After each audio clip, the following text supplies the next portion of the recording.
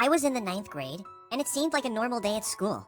I was hanging out with my friends right before our computer class. And when we got to class, we had to give presentations about our families on PowerPoint. And then it hit me that I totally forgot to put pictures of my family. I had 5 minutes till class, so I tried to find photos of each family member on the internet.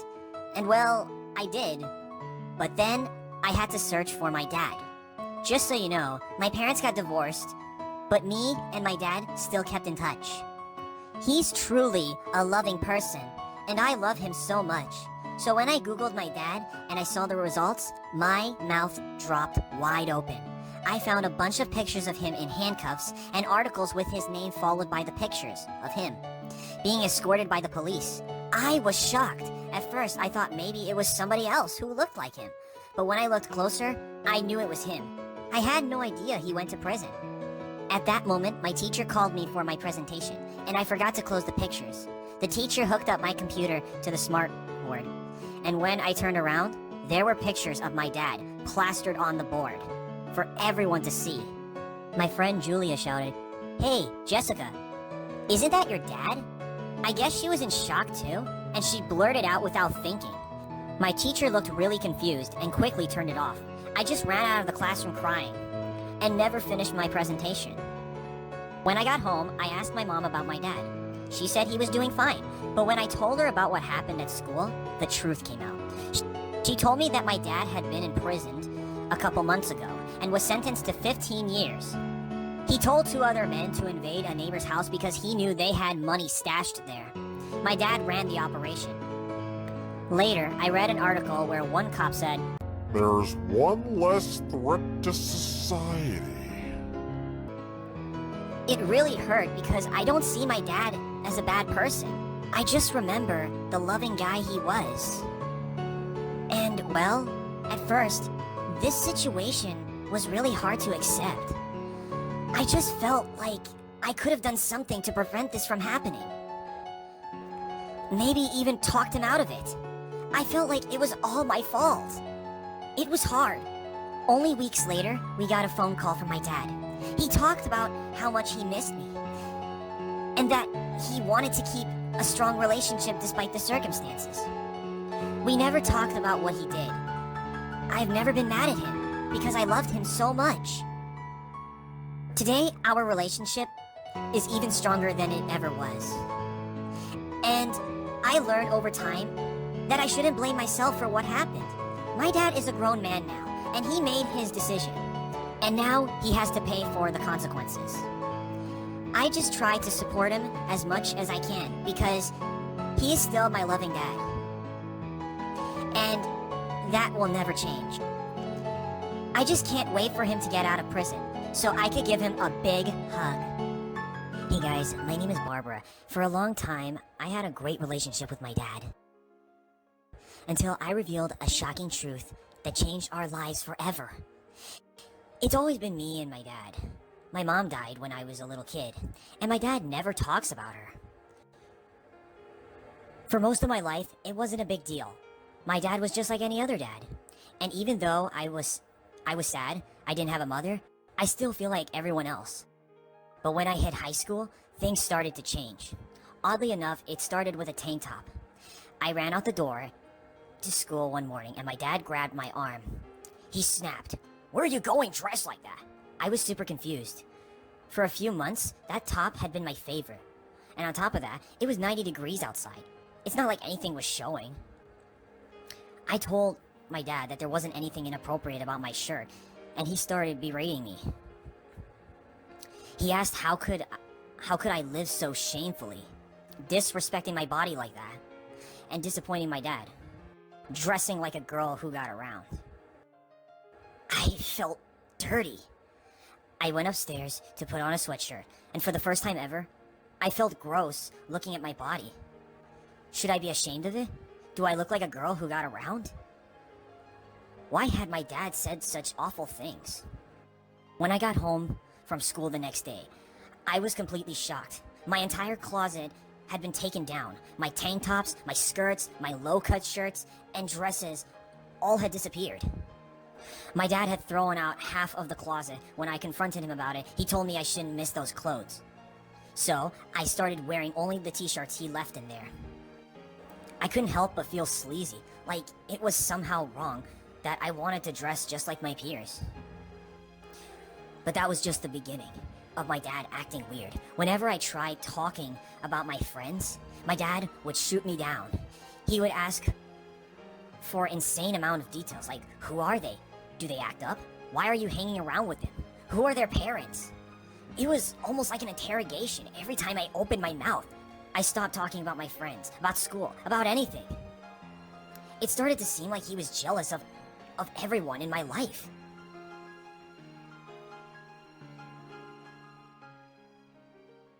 One night, I asked to go out with my friends, like I did every other week. It didn't go well. My dad started yelling at me and asked why I didn't want to spend time with him. Was I too good for him now? Was I doing something out there that was much more important than spending time with him? I didn't know how to answer any of those questions. I mean, he was my dad. I loved him. But I was a teenager. I wanted to go out with friends. There wasn't anything wrong with that. So I stood up to him. And I told him he didn't own me. And I was allowed to have fun without feeling guilty. He grabbed me by the arm and threw me into my room. I couldn't believe it. With a click, the door locked on me. And I sat in the dark. How had my dad become so obsessed over me? How did he expect me to live like this? Within the next few days, he made me write down all my account passwords. He made me give him my phone at the end of each day. I started to notice all the boys on my social media accounts were blocked, even friends I had had for years. I couldn't say anything because every time I opened my mouth, I would practically feel my dad's hands on my arm again. And I was scared. Every moment of my life, my dad wanted me to be with him. The minute I got home from school, the minute I woke up, I had to be available to talk to him. It was like he was obsessed with me. I started dreaming about after high school, when I would finally be able to escape him. When I would be able to live my own life. I mean, this had to be the worst it could get, right? But it wasn't. As I left for school one morning, I noticed my backpack was missing, and I saw my dad sipping his coffee like nothing was wrong. He slid a book across the table to me. It was a homeschool guide. I felt my heart shattering into a million pieces. I told him no, but he lost it into a crying fit. He started throwing things around and screaming like an annoying child. I was terrified. What if he did something to me? One night, I couldn't sleep. I looked at the mirror and didn't recognize myself. I didn't feel like a person anymore. It's like he had taken my identity away from me. I laid down in bed and spoke to my mother and said if she was looking over me, I needed her help. And I told her that I was scared and I couldn't do this anymore. Tears were running down my face. And when I looked up, I saw my dad standing right in front of me. I was embarrassed and terrified the next. Then he threw a book at me, and I ran into the closet and locked it. He started screaming and pounding on the door, saying, "Never mention that horrible woman that left us again." My mother?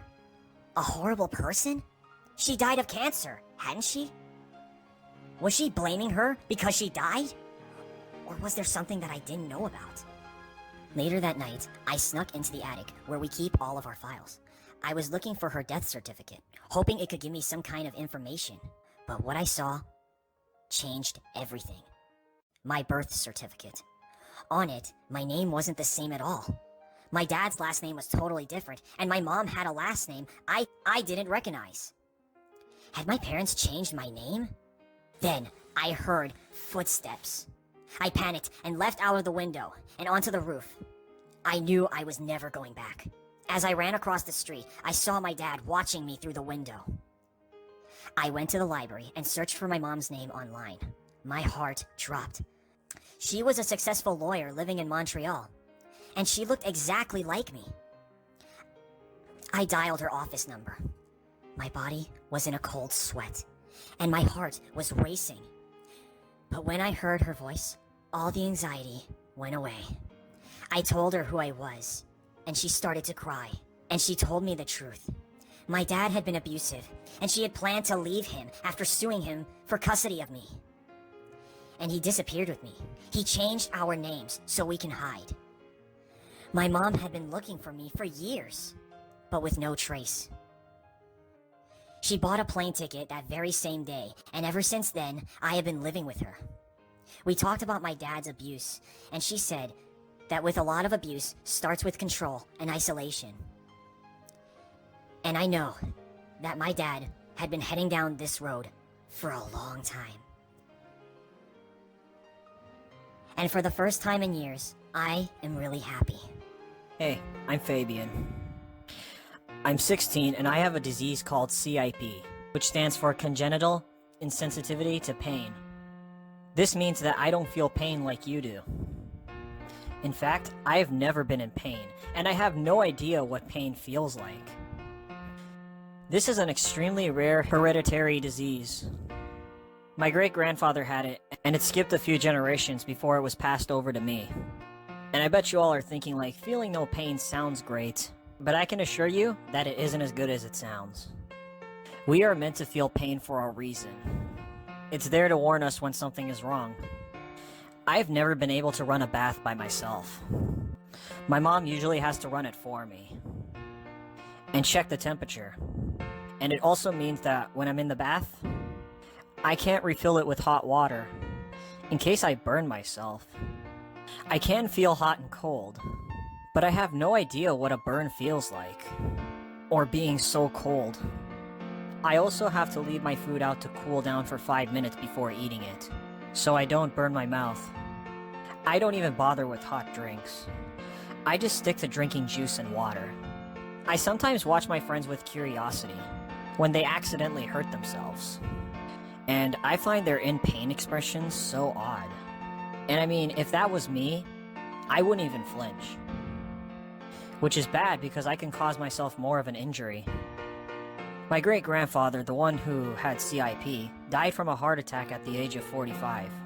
He didn't have any symptoms because of his CIP, so he didn't have any warning signs that he was seriously ill. My parents are terrified and worried that I might get ill too. They usually take me to the doctors for a monthly checkup. And it turns out that there is no cure for CIP. Although there are some experimental treatments out there. But my parents had refused for me to do this because they didn't want me to be some sort of lab rat. And they said it's up for me to decide if I want to do this, but only if I'm 18. Now that I'm older, most kids try to stay away from me in case if they accidentally try to harm me, especially after that arm popping incident. It makes me feel a little sad inside, but there's nothing really I can do about it. My friend Sid thinks I'm like a real-life superhero. And personally, I don't think I have a good power at all. Like, the superpower I would have, personally for me, is either super speed or turn invisible. I do worry about my future, though. And I will try to prevent myself from injuries and have a normal life. So, this happened about a week ago. I was playing video games, and I was just trying to relax after a long 10-hour shift from work. And I got a text message from my sister saying that our brother just died. From what I've heard, he died from a helicopter crash. Learning more about it from my dad, he said that they crashed after the fog was too thick when he was going to his next game. I've never felt a pain like this in my life, especially with someone I've been to that close. I grew up with my brother literally since early childhood. Like, he's known me since I was a baby, and he was also a little bit older than me. We would play together, and growing up we would play video games together and play basketball. So our family was very, very close. Like we would have lots of love in the family. And what's horrible is that the day before he died, he got to meet his new baby daughter and my niece for the first time, and then the next day, he was just gone. Going over to his house and seeing his wife was really, really heartbreaking, because I always seen her as a strong woman. Like, my brother was the oldest in our family, and it's just hard, you know? Like, you just want to think it's a nightmare, and you just don't want this to happen. Like, you can't believe that someone you have loved is now gone, and it's just something you don't want to process and think about. Like, it's something you don't want to believe, and it's like you wish it was just a nightmare and it would just go away. So yeah, we used to love each other, and it's just hard right now. So what I'm trying to say right now is cherish everyone with your family.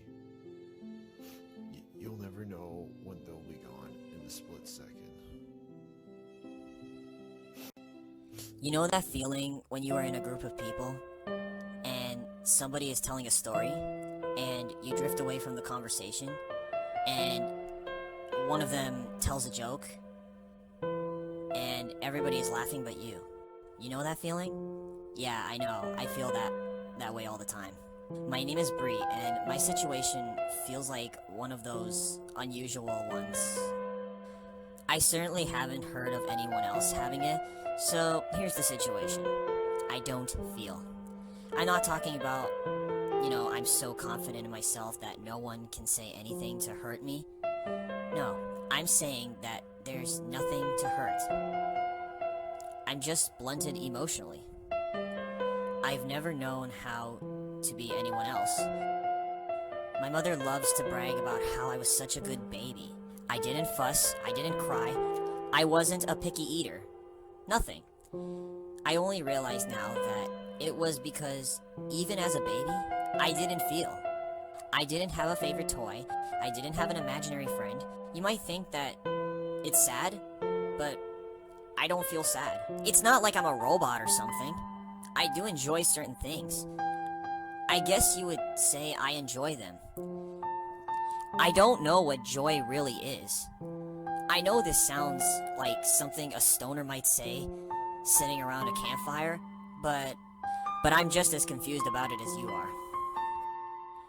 I remember when I was a kid that all the other kids would get so excited for their birthdays or Christmas. I understood why they were excited, but I didn't really feel like that. This is where I learned how to pretend. I have watched enough TV to realize how my parents wanted me to act when they gave me a present.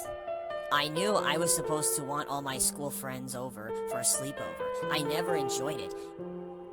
It was a lot of work to pretend to have crushes on boys, or to can't even over something or the other.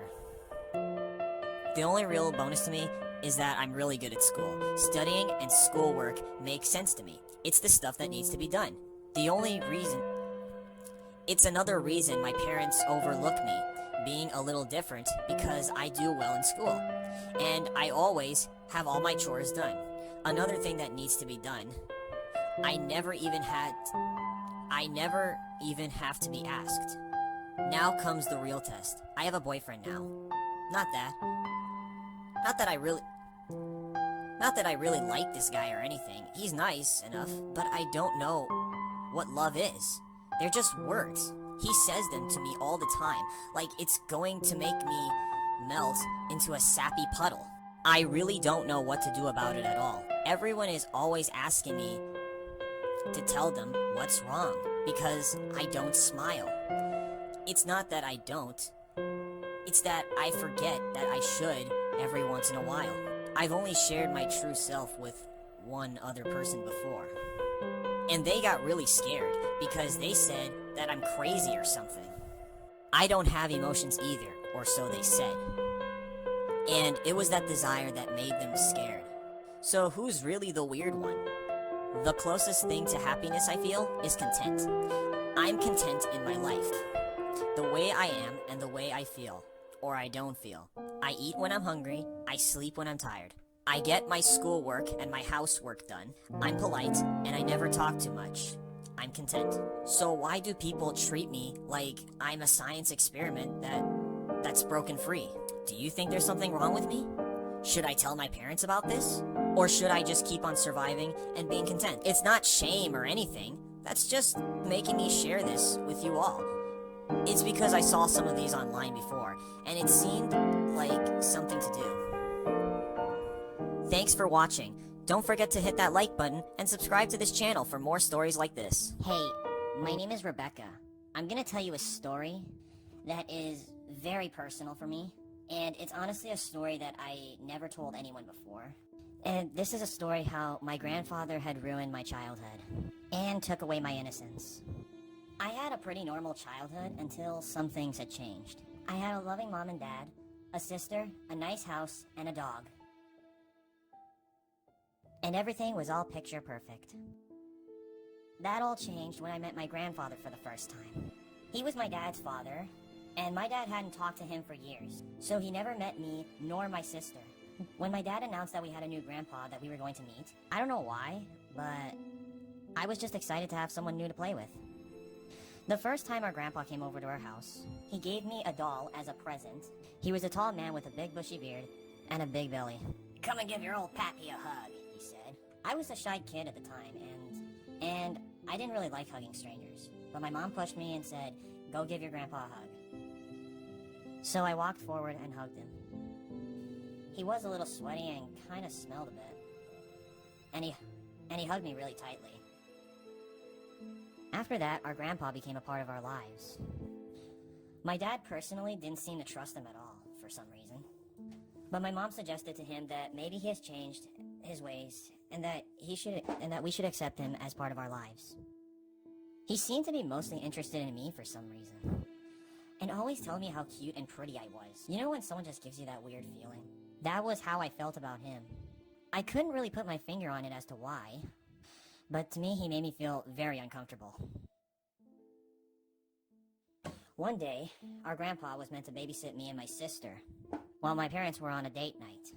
He told my sister to go play upstairs, and then invited me to stay with him, while I play with that new doll he got for me. I was shy and didn't really want to, but I knew I had to be polite. But I was too polite to say no. I sat on his knee while he hugged me tightly. Slowly, he started to reach under my skirt. I didn't know what he was doing, but I knew he shouldn't be doing this. I closed my eyes and sat there terrified, and I was trying not to cry. "If you tell your parents about this, they'll be very angry," he said. And personally, I couldn't handle this torture anymore. Then my parents showed up at the door, and they were shocked. And it was clear that they can see exactly what was going on. My dad screamed, "Get away from my daughter, you sicko!" While my mom went up to me and picked me up. They took me straight to the emergency room to get a re-kit done, and my grandfather was arrested. I had to testify him against in court, and he was sentenced to life in prison for his crime. It's been years since this had happened, and my grandpa is still in jail. And honestly, I'm still recovering from this. Thank you for listening to my story. One day at school, one of my close friends, Amanda, came to school all ragged. Her clothes were all ripped, her shoes had holes on the front, and she had a lot of bruises on her legs. And her hair was a complete mess.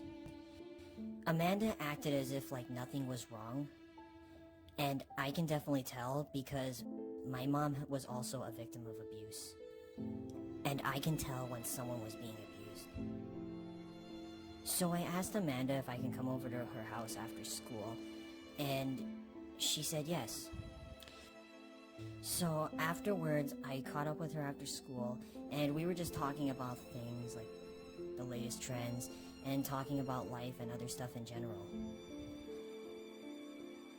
When I got to her place, her house was a mess. The house reeked with alcohol, there were rats and mice, and even insects crawling around the place. There were mattresses on the floor. Her siblings were really dirty, her mom looked like a mess, and her dad was really angry. So I told my mom about the problem, and she said that I should definitely report this to the counselor. I did so, and Amanda went into counseling.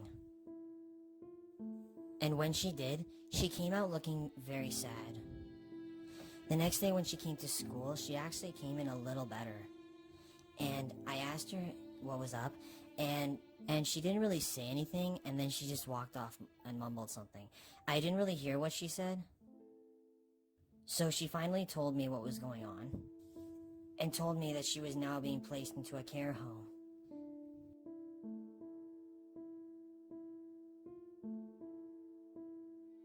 And later, I told my mom that she was placed into a care home. And my mom liked Amanda very much. And we looked into fostering Amanda. So now Amanda is my foster sister. And we are very happy.